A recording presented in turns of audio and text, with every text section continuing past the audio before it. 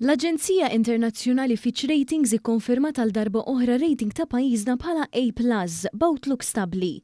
Dan minkejja l-inċertezza globali dejjem tiżdied u li qed wassal biex din l-Aġenzija tkun aktar kawta fuq il-prospetti ta' pajjiżi Ewropej.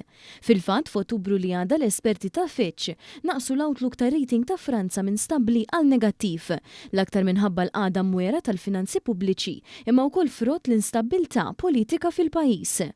Fil-bidu ta' Jannar imbagħad Fitch Ratings irrevedew l-isfel l-outlook tal-Awstrija u għamluh negattiv minħabba inċertezza politika, għada fiskali ħażina u ekonomija li qed tistaġna. L-istess outlook negattiv ingħata lil Belġju fi frar għal raġunijiet simili u hekk ukoll seħħ lil Finlandja ftit jiem wara. B'kuntrast fir-rigward ta' pajjiżna l-esperti ta' Fitch Ratings mhux talli konfermaw ir-rating imma talli sostnew li l-prospetti għal pajjiżna huma tajba u jispiraw stabilità. Fil-fatt huma qalu li Malta is one of the strongest growth performances among Fitch-rated sovereigns. Dan kif innutaw li l-ekonomija ta' pajjiżna mill-2015 li hawn kibret brata li hija 6 darbit aktar minn dik taż-żona euro u issa l-ġid nazzjonali ras għal ras ta' pajjiżna qabeż il-medja Ewropea.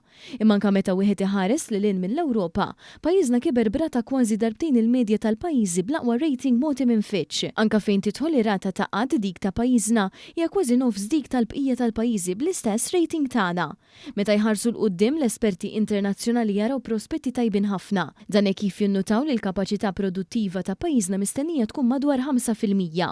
Għaldaqstant l-Aġenzija Fitch Ratings issostni li l-Gvern Malti jista' jkompli jnaqqas id-deficit mingħajr ma jieħu miżuri ta' awsterità, ħaġa li ħafna gvernijiet madwar l-Ewropa ma jistgħux jagħmlu. L-esperti ta' din l-Aġenzija jemmnu li sena oħra id-deficit f'pajjiżna jkun naqqas għal 3%, rata ferm aktar maġla milli oriġinarjament maħsub. Dan seħħ għaliex it-tkabbir ekonomiku qed iwassal għal żidiet kbar fit-dħul tal-Gvern. Ekonomija akbar tfisser ukoll li l-pis tad-dejn nazzjonali ser ikompli jonqos.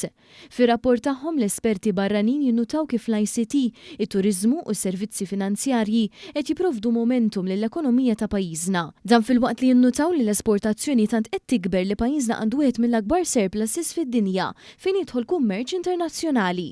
Dan fil-waqt il-banek tagħna huma mimlija likwidità u huma stabbli ħafna. Fl-aħħar net Fitch Ratings jinnutaw li fejn tidħol governanza pajjiżna jibqa' fuq ta' quddiem skont il-kejl tal-Bank Mondjali. Dan kif pajjiżna għandu long track record of stable and peaceful political transitions, well-established rights for participation in the political process, strong institutional capacity, effective rule of law and a relatively low level of corruption. Sa dan it-tant dan iċ-ċertifikat pożittiv anke nnutaħ il-Prim Ministru Robert Abela permezz ta' kitba fuq il-pjattaforma X fejn saħaq li fis-sfond ta' inċertezza globali Fitch qed tgħid li pajjiżna għandu wieħed mill-aktar tkabbir b'saħħtu u għatenna li l-mira tal-Gvern se tibqa' l-istabbiltà u l-prosperità. Ekonomija b'saħħitha bħal dik li għadha kif ġiet ċertifikata minn Fitch Ratings tfisser illi nistgħu mmorru għal baġit li ġej.